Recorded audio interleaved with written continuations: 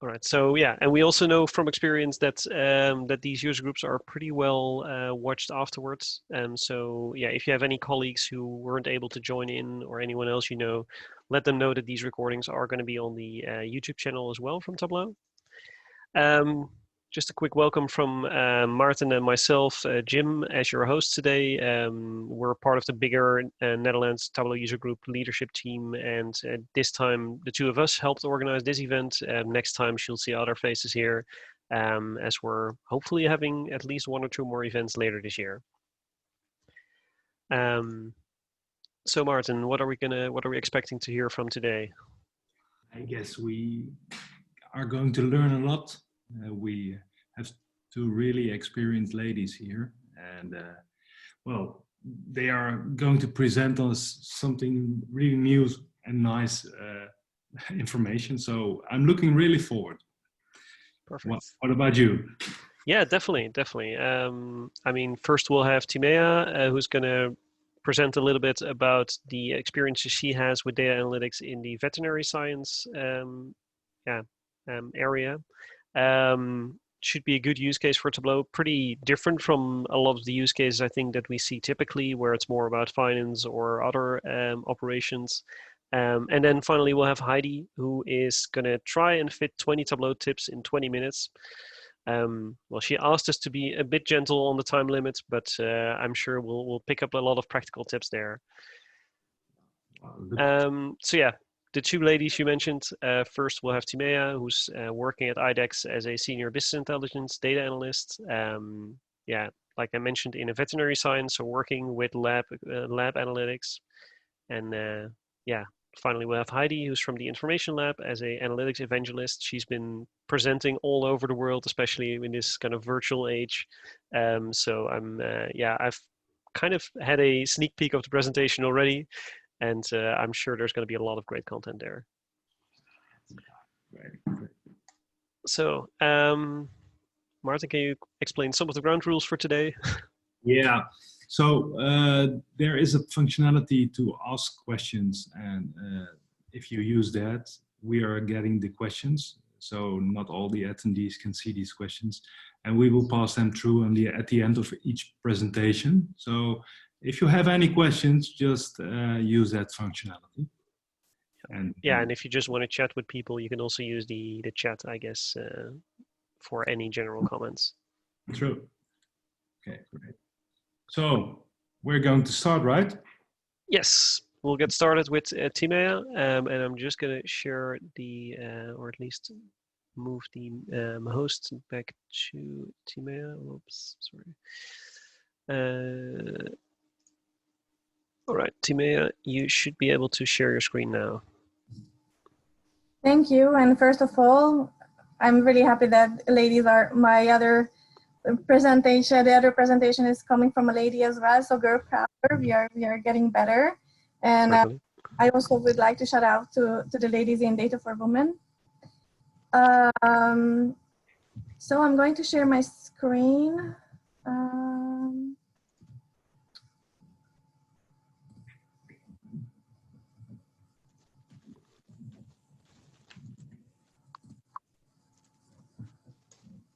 Do you guys see my screen or not? Not yet. Yes, it's coming now. Perfect.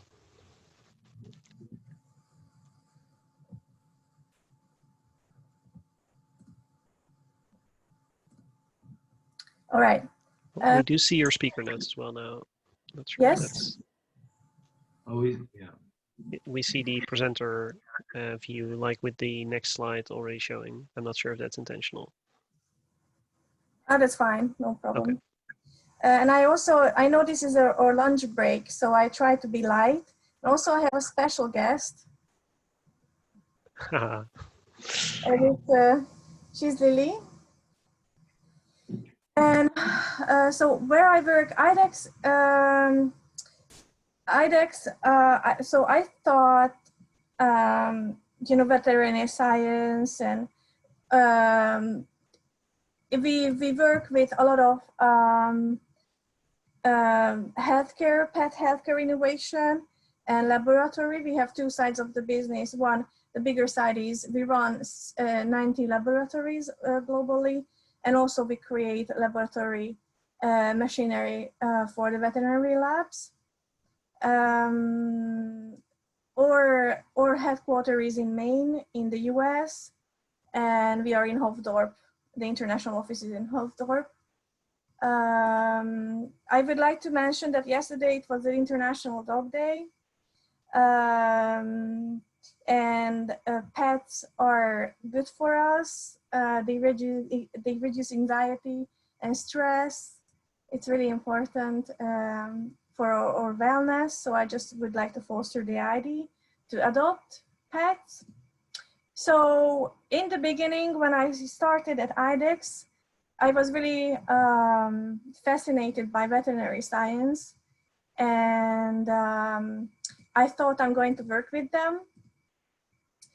Well, it was a little bit far from the reality. I ended up in the lab business. That's me or one of the labs, and I'm serving my customers are the lab technicians and the lab scientists. And what you see in the picture, they are my customers, the lab samples and the machines. Our data team is hybrid. It's every larger organization has its own model. There is never fits all. We bring innovation, our team. We play detective most of the time, statistical detectives. We are trying to find the root causes. Also, we are receiving tickets. So every data request and project request comes through a ticket system.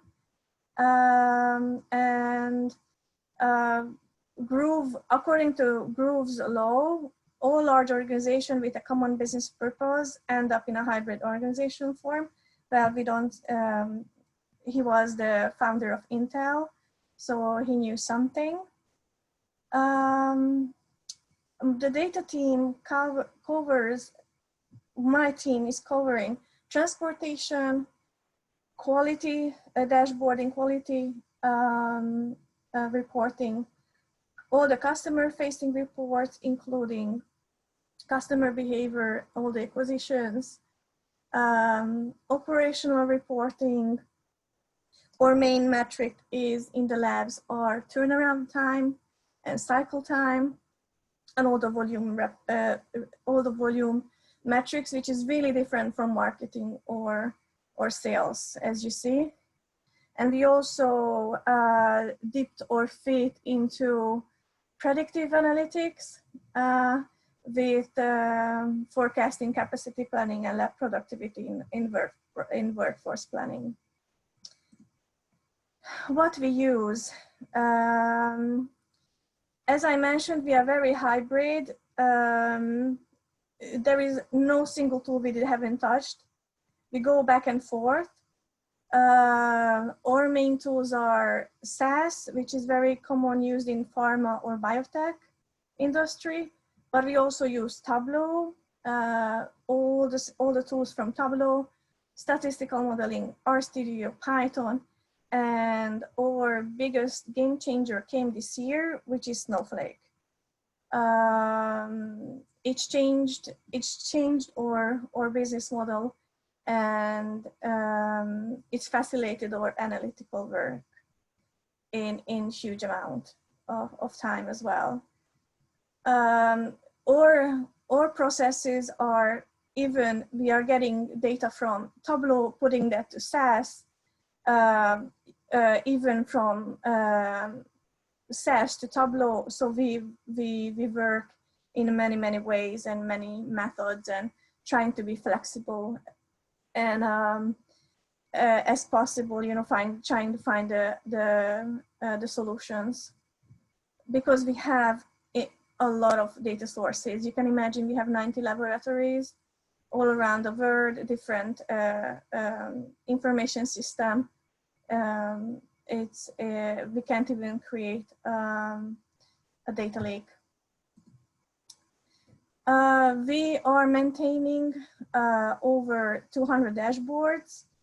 Average 50 new projects comes in every month in a ticket, and we are only 1 manager and 6 analyst team. So we are busy for 2 years or 3 years. Well, our job is secured at least. In these times, I'm going to show you, I brought a little bit modified Tableau dashboard, which we created for COVID-19 testing, because we are also engaged in this.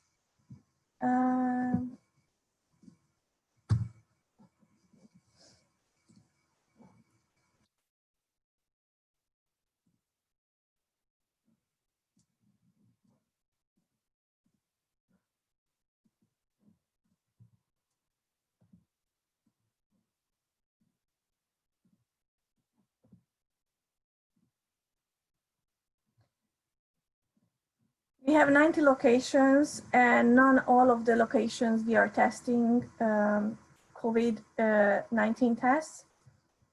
Samples, either we do PCR test or either we do serology test. One is showing that you have the antibody, or you are actually, the PCR test is very precise and it's actually showing that you're infected currently. This testing is for pets. We have, in the beginning of COVID-19 lockdown, we experienced that a couple of pets and zoo animals started to get sick, and they got tested, and the result was positive.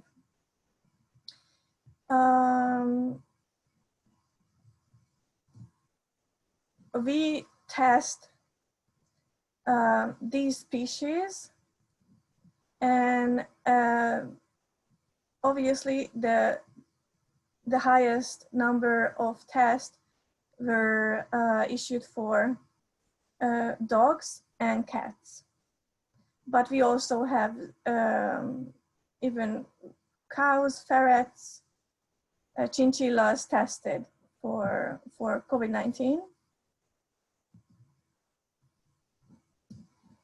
Our main processing labs are in California, in Germany, Canada, Italy, and Sydney. And they are receiving these big amount of samples coming from the pets. They are processing, and in our radar, only cats and dogs got back a positive result. And as we have a lot of, as you see, we can also search for SAP customer numbers. So it's really important to look it back, who sent it.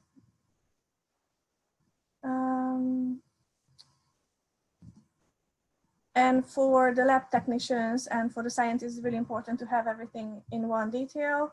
You know, lab technicians and or scientists are not really fancy in dashboarding. They want to see everything clean. No colors, we have to change all the time, or fancy dashboarding to the lab scientists.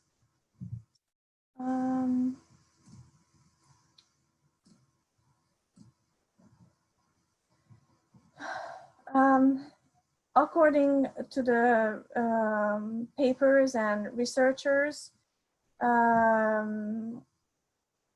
animals, pets don't transmit COVID-19 to humans is the way back. Humans transmit COVID-19 to pets.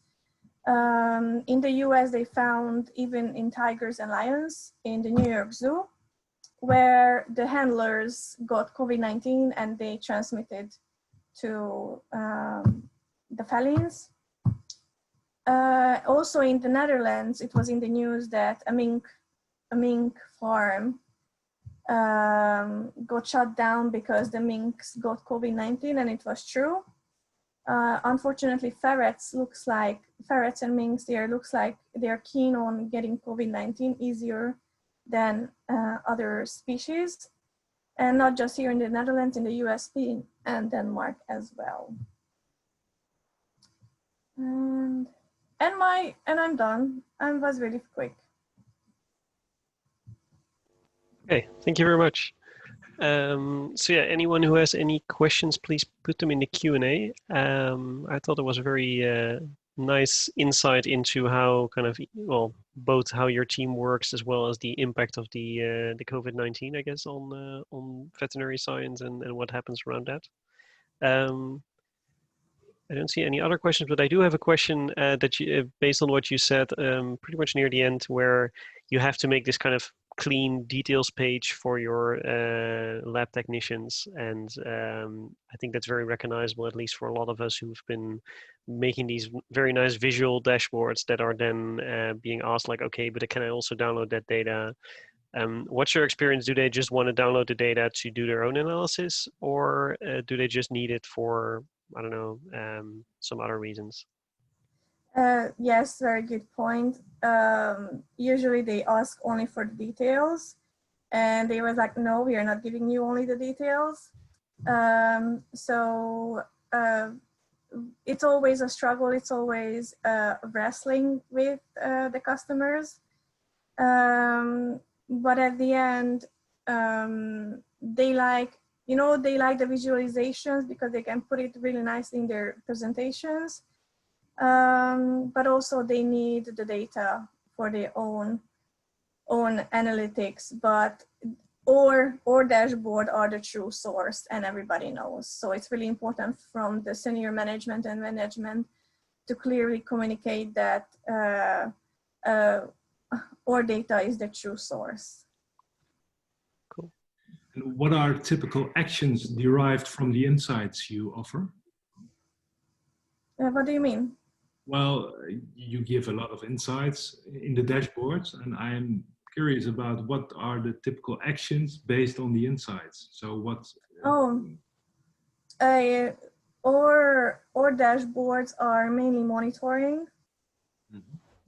The aim is always monitor the lab volumes, and also as we maintain them, we see if something broke, or during the lockdown, it was a very good example that we saw the numbers coming down.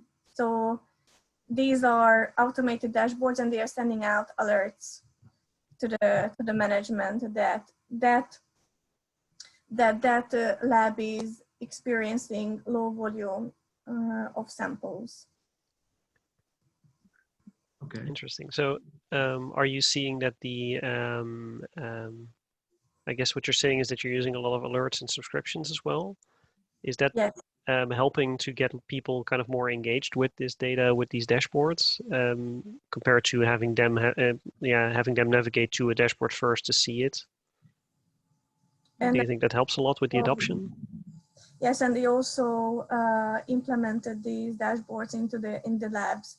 So they have the monitor in the labs, and they are checking the volumes. They are checking how the turnaround time is going. So it's also real-time data.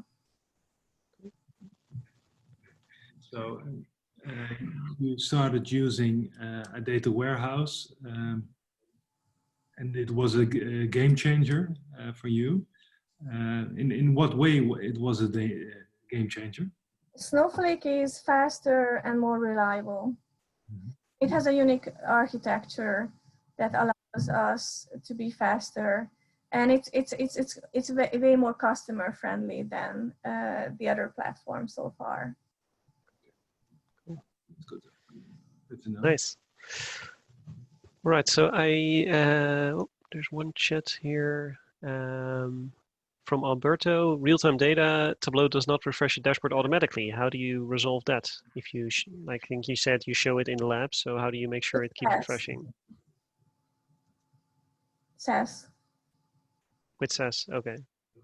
So it's the same data, but showing in a different tool to keep it kind of so updating. Different customer, we are a very flexible team. So different continent, different customer, we are using different tools for them. Right. Yeah, that sounds logical. Okay. Well, really thank you for this presentation and the insights we got now. Of course, if there are other questions, just ask them and we will pass them through. And probably on the end of this presentation, we have some time to answer this, but I think we'll go to Heidi, right, Jim? Yes, but Timea, I think you'll have to make Heidi the host now. So in the participant screen, you'll have to change that for her.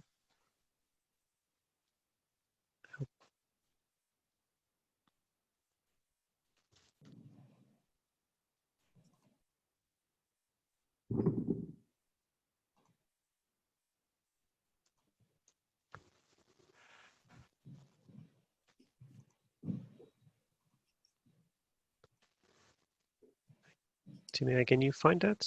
You're muted. Oh, yep, seems to work. So Heidi, you are the host now. Yeah, I'm the host. All right, so I think you're good to go then. Great. All right. Thank you. I will share my screen and you should be able to see that now. Yes, perfect. All right, thanks.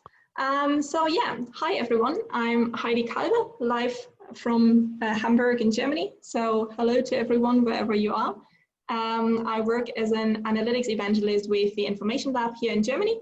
And you can find me on social media as well. So check out my Twitter or check out my blog as well on the queenofdata.net. As Jim mentioned in the beginning, this 20 tips in 20 minutes is not quite the correct title for this talk because there will be a bonus tip at the end and I will probably go slightly above 20 minutes, but let's face it, 21 tips in 23 minutes just isn't as catchy a title. So these are some tips that I just picked up over the last 3.5 years of using Tableau and that I would like to share with you today.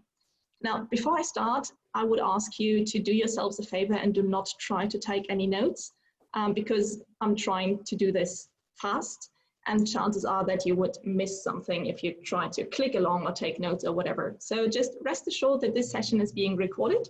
So you can just watch the recording afterwards if you feel that you missed something. And also, if you check out my blog, queenofdata.net, I have all my tips laid out there, so you can just read through everything step by step. And without further ado, let's dive right in.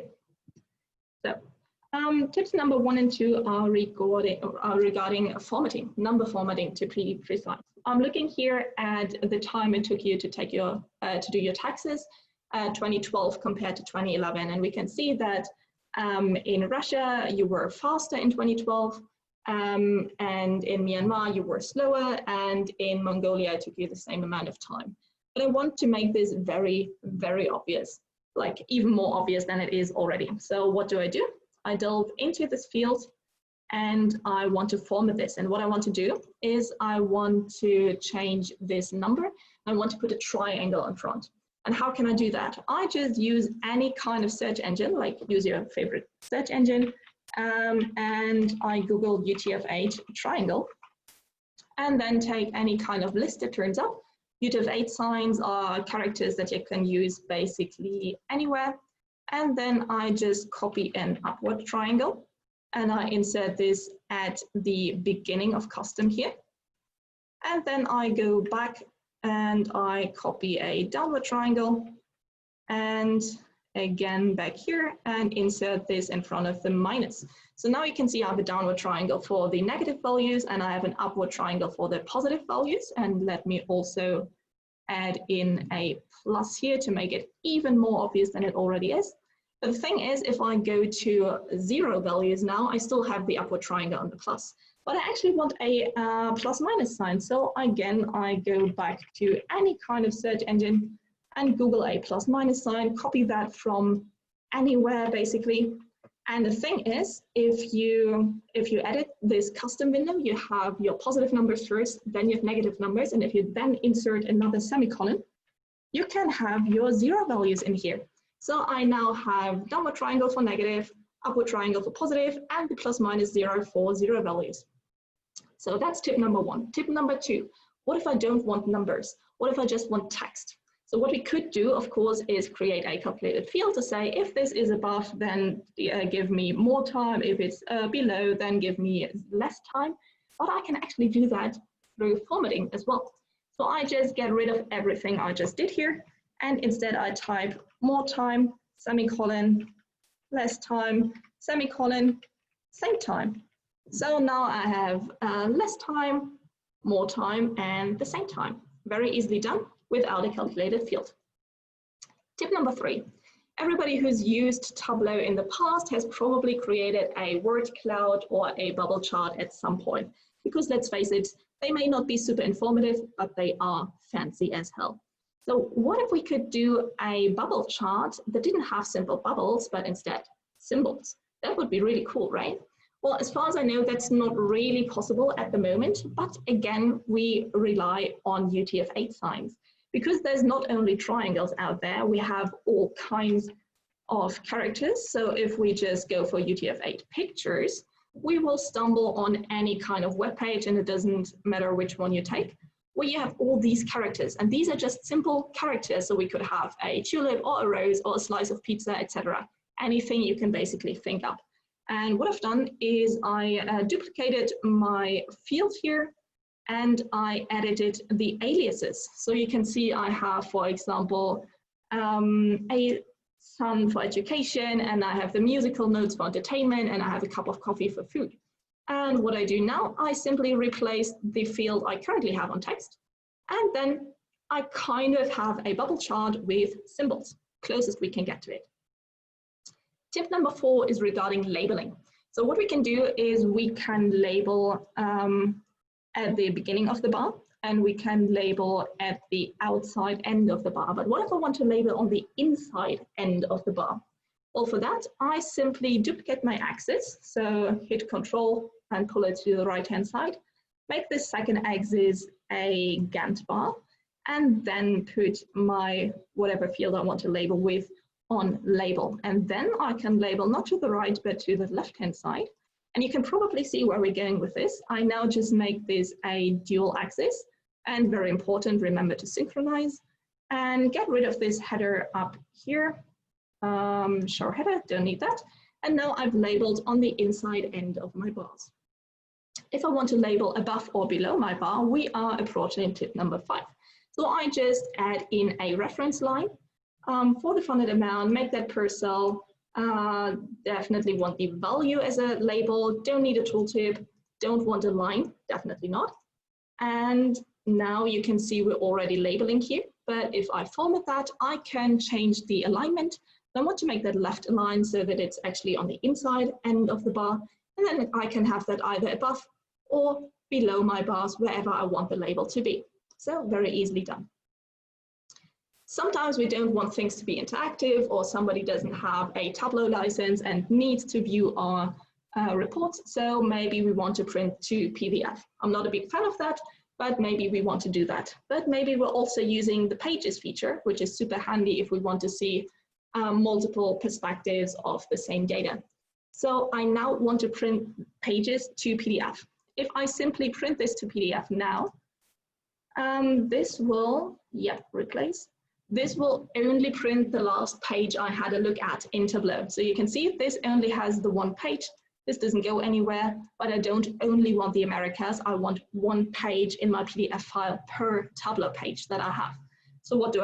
I go back to Tableau and go to page setup. And at the bottom here, you can see I have the pages shelf, and currently it's showing only the current page, but I want to show all pages. So if I print again now and hit OK again, and yes, want to overwrite, this will open up a PDF file where you can see this has 6 pages and this has 1 page per Tableau page.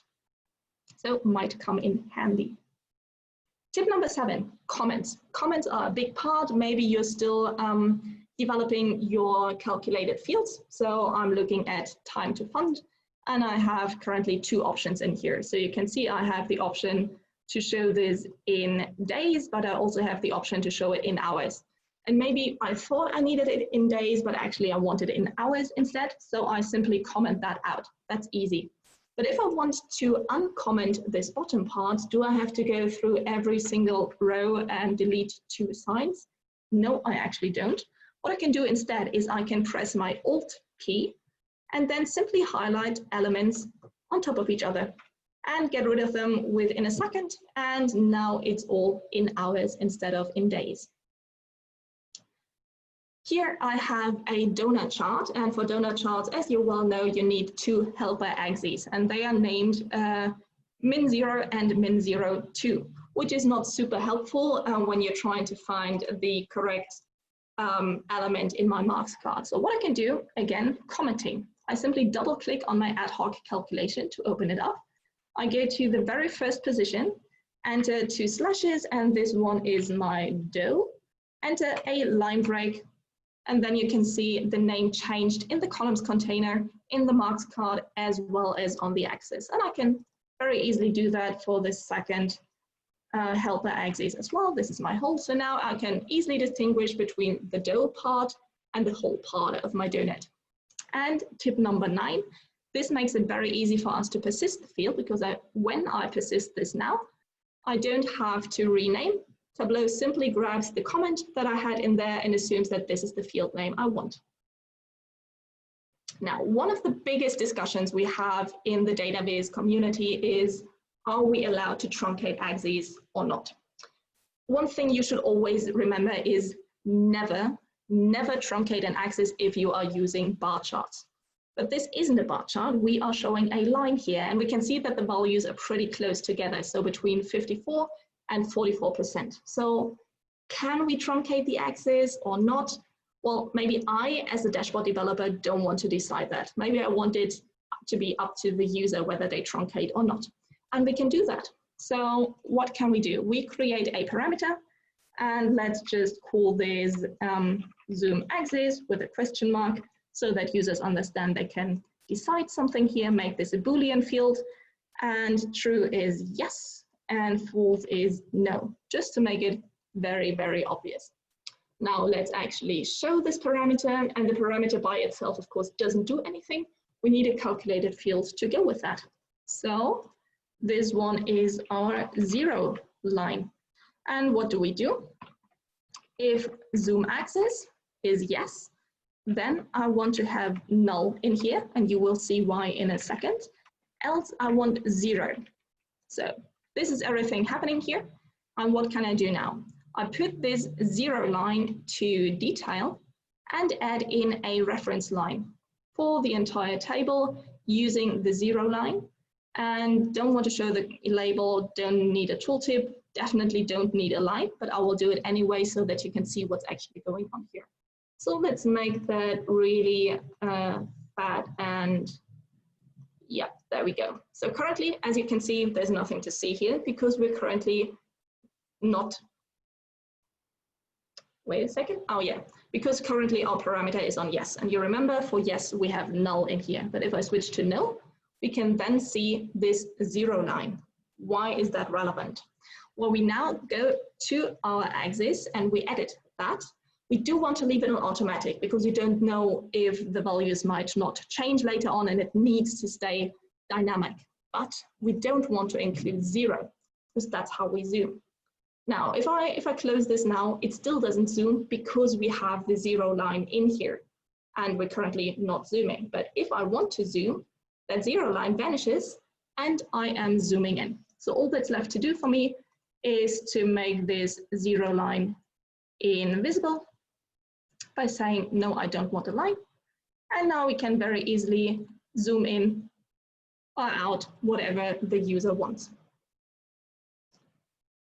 Now, in this next part, I have a map and we are showing the population per world region, and I've colored it by world region. So I also want to color my tooltips, but we can't easily do that unless we take a helper sheet. So this is tip number 11.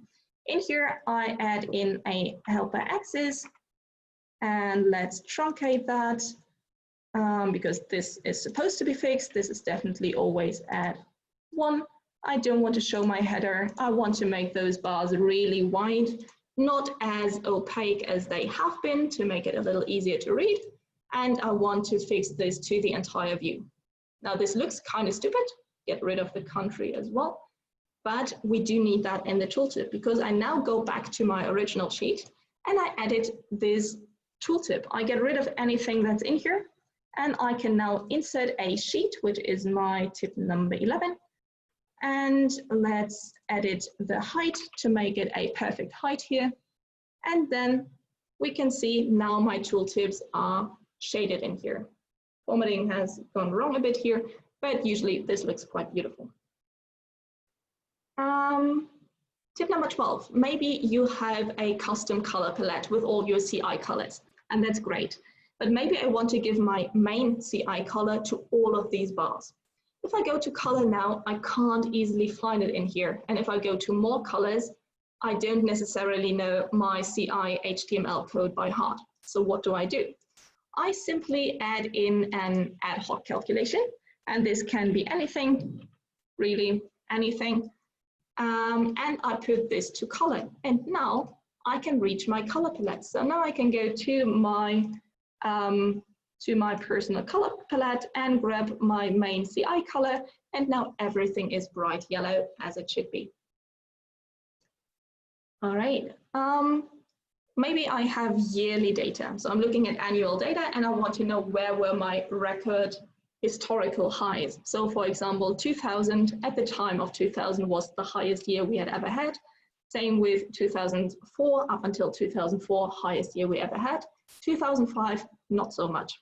And I want to simply color that, and we need a calculated field here, and we call that historical highs.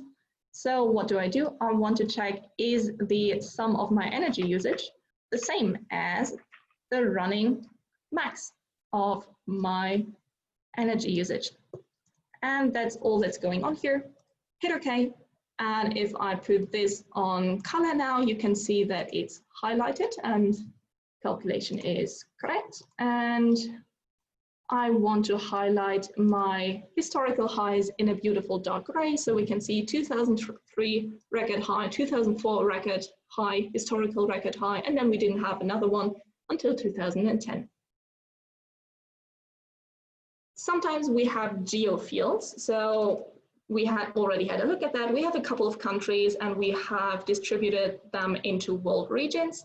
And what I want now is I want one field, so just one mark for all of Europe. Currently, I see individual countries. And I want one mark for all of Africa, where I'm still seeing individual countries. So I need to lower the level of detail, and for that, I simply drag off country. But now Tableau is telling me, hey, you have 6 nulls here because region is not a geographical field. We don't know where Africa is. So what we can do is we can assign that. We simply go to geographic role and we don't have world region in here. So we create that from country. And now Tableau simply adds all the countries together and I get my own personal geographical field. Let's give it a second to compute this. And there we go. Now I have 1 mark for all of Europe, 1 mark for all of Africa, etc. And tip number 15, maybe I want to color the seas in a very bright pink, let's say pink, for whatever reason. And for the moment, if I go to map layers, I can't really do that. Like I can make it black and I can make it blue, but I don't really have the option to make my seas pink. So what can I do instead? I can simply, well, I could use an external mapping service, but I don't want to do that. So I can simply remove the base and then go to Format Shading and simply edit the shading of the sheet. And let's give this a bright pink color. And now my seas are bright pink. Another tip for colors.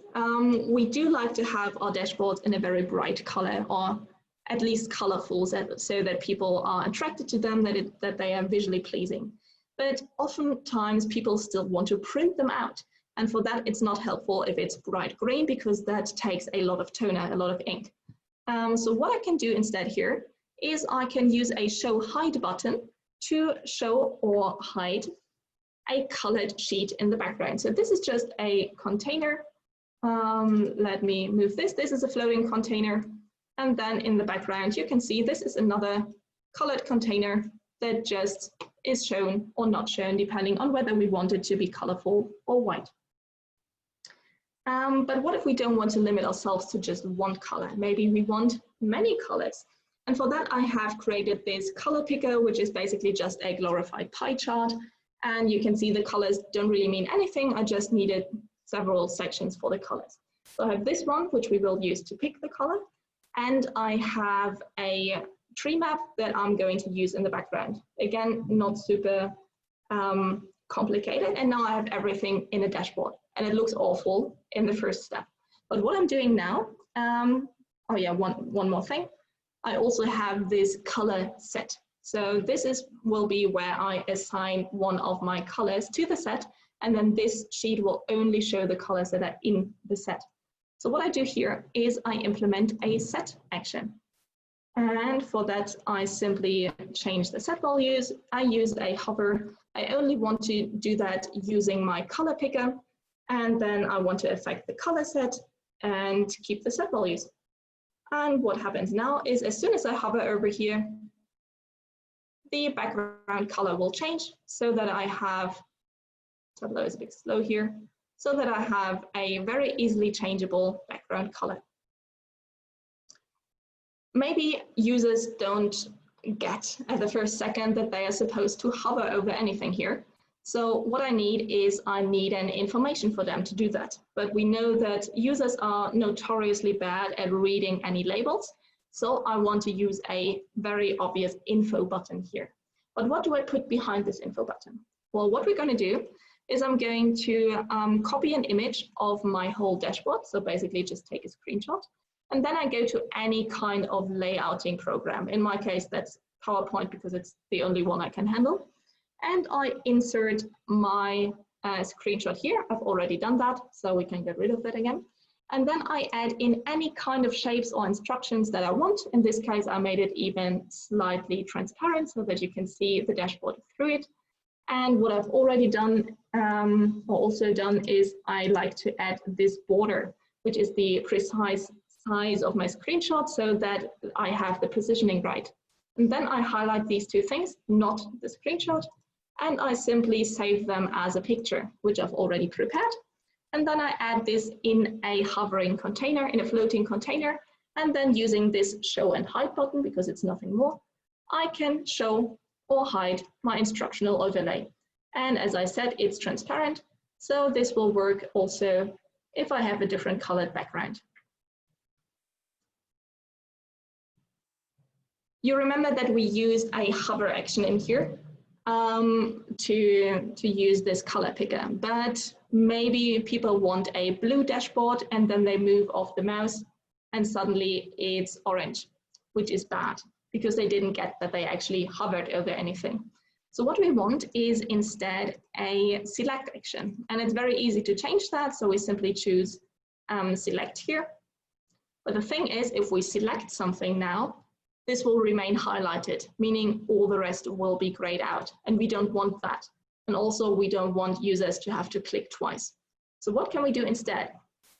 Well, we can add in a new calculated field here, which I will simply call deselect. And again, this contains anything. Really doesn't matter as long as it's the same for the whole data set. And I now put this onto detail. Doesn't change the view at all. It's important that every single slice has the same information here. And if I now add in a highlight action, again, using the color picker, only affecting the color picker, and I only want to target this deselect field, because that is the same for every slice I have in here. So that means if I pick any slice, all the others will be highlighted as well, meaning nothing is grayed out. So using a highlight action to not gray stuff out when you're selecting, that's a really cool thing. And for my last two tips, so tip number 20, sometimes you want to move floating objects, and you can do that using your arrow keys, but then they move super slowly. So what you can do is instead is use your shift and arrow keys, and then they get pretty fast. So for those of you who are super impatient, like me, use your shift and arrow key to move things faster. And as promised, a bonus tip. If you want to give your other developers who are maybe working on the same dashboard as you a hint for what needs to be done or where you need to be careful, but you don't want your end users to be able to see the hint, you just add in a hovering text object. And in here, I simply add in, let's make this really big, important hint for developers, not end users. And of course, if you leave that hovering in the middle of the dashboard, end users will see that. So what can we do?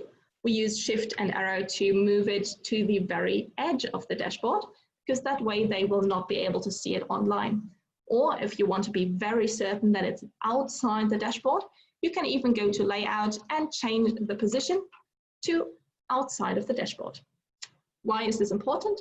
Well, you can't simply drag it around, because as soon as you try to drag it outside the dashboard, Tableau will vanish this. So you have to manually enter that position, and then you can easily position that. So that was 21 tips in probably a bit over 20 minutes. I hope you will excuse that. And again, if you want to rewatch any of this, check out the recording that Jim and Maarten will probably send out afterwards, or simply check out my blog at queenofdata.net. And if you want to connect with me, please do that. Find me on LinkedIn, on Tableau Public, on Twitter, or on Instagram. I'm happy to connect with you guys. And I wish you a lot of fun with trying out these tips. Thank you. Right, thank you very much, Heidi. That was very insightful, and I think pretty much everyone should have taken away at least one tip that they can use in their daily practice. So, well, hopefully everyone is happy with that. I have not seen any questions or comments yet, but if there's any, okay, one question from Marin Reed. What happens with the info box when somebody changes the size of the dashboard? I guess that's mostly with the overlay. I guess that can be tricky, right? This info box or the comment? I think it was the overlay trick. Like that can be tricky if your dashboard can be automatically sized or resized. Yeah, I mean, anything that's hovering basically stays where it is. So you would then have to change your whole overlay thing. So please don't do that while you're still developing. Leave that to the very last step of your dashboard development process. Yeah, that's definitely what I would suggest. Okay. Are there any more questions? Alberto asked where you got the very cool arrow shape in PowerPoint. Oh, nice, a PowerPoint question. This is actually just a normal shape. So just insert this kind of arrow anywhere. And then, well, this is all German, sorry about that. On the shaping thing, you can have this sketched element. I'll just describe as well as I can, and you can see that, nice. Yeah, you have different shapes that you can use here. Okay. Well, I never knew that. That's an interesting small PowerPoint trick. So we might need to send out the recording to the PowerPoint user group as well, I heard. Do that. All right. Don't see any other questions coming in, but yeah, I guess. Oh, one in last tip 20. The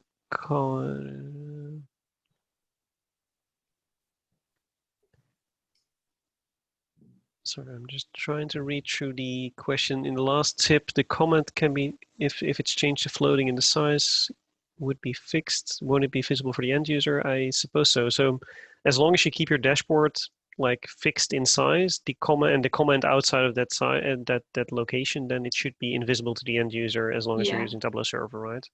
Oh no, look, it stays in relation. So even if you change the width, I didn't know that. Well, thanks for teaching me something. Cool question. Yeah, exactly. Good questions. And then, oh, Mike is asking any advice for when you use floating items and they're different in server and desktop versions of Tableau, kind of small rendering inconsistencies. I can simply wish you a lot of patience and then just like move things just a tiny bit in desktop, re-upload and see if it works. Yeah, that's definitely one of the things I would wish Tableau would fix at some point, but until then you can just be patient and very dedicated to a good result. Very good. Have you shared the Tableau file anywhere on your blog or on your Tableau public, No. or just the tips and tricks, like the extensive just the explanation, tips and right? tricks. Yeah, Okay. but there's helpful GIFs and there's like a buy instructions. And if you have any questions, please feel free to reach out. But sharing this, you would just have the solution and you would still need to figure out how to do it on your own data. So I don't think that would be super helpful. Right. Well, it seems like some people would like to have it, but I would also, in that case, if you have rebuilt it yourself, you can always share it with the rest of the people, I guess. So, no, but I agree. I think it's always good to try and recreate it yourself and not look at the answer in advance. But I know that your blog contains quite a really detailed step-by-step guide, so it should be possible to get it from there. All right. Well, some people just saying that those are kind of cool tips and tricks. So yeah, thanks again. It looks like we don't have any more questions, but thanks everyone for joining. I just have a few more slides that we want to share with you guys before we close out. First of all, we're always looking for more people to speak at our events. So if you have a good story like Timea from your own business practice, or if you just have some tips and tricks like Heidi, or anything else you think would be useful to share with this community, please reach out to us. We have a Gmail address, so you can reach us there. But if you can also reach out to Maarten or myself if you want to reach out on LinkedIn or connect there, you should be able to find us. Then we had a small announcement. I think Alberto already teased it a little bit at the beginning in the chat, but there is going to be a virtual Tableau conference. Unfortunately, there's no way for us all to come together and enjoy that event, but there's going to be something, we're not entirely sure, but save the date because it should be exciting. It's probably going to be US hours, but I'm not even sure if that's been confirmed. But yeah, keep that in mind, save the dates, and keep your eyes open for any further announcements from Tableau. We just wanted to make sure you're all aware. And I think that's all we had for today. Maarten, anything else from you? No, I'm really enthusiastic about the speakers, and really, thank you guys. Really, thanks. Awesome. All right. Well, thanks everyone for joining, and we hope to see you next time. We'll be promoting the next event, hopefully in a few weeks. I expect the event to take like another month or two, but we'll let you know as soon as we have more information and more dates for that as well. So have a great day, and thanks again for the presenters, Timea and Heidi, and we'll hope to see you at the next event. Yeah, thank you. Bye, everyone. Bye-bye. Yes.